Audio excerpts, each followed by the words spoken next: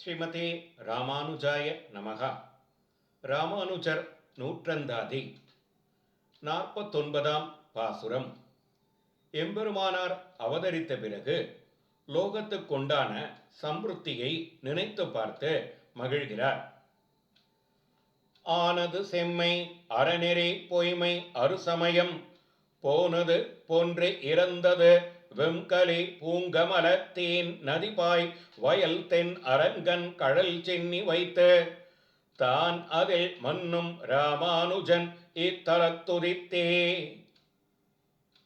புகழறிய திரளுடைய திருவரங்கன் பாதங்களை கிரீடமாக உடையவர்.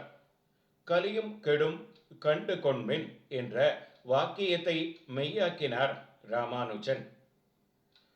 அழகிய தாமரை பூக்களில் உண்டான தேனாகிற ஆறு விளைநீராக பாயும் வயல்களை உடைத்தாய். அழகிய கோயிலிலே சயனித்திருக்கிற பெரிய பெருமாளுடைய திருவடிகளை தலையிலே தாங்கிக் கொண்டு தாம் அதிலே எப்பொழுதும் கூடியிருந்து அனுபவிக்கிறார் எம்பெருமானார். அவர் இந்த ஸ்தலத்திலே அவதரித்து வைதீகமாகையாலே செம்மையாக இருக்கும் தர்ம மார்க்கம் முன்பு அழிந்து கிடந்தது, இப்பொழுது மீண்டும் உண்டானது.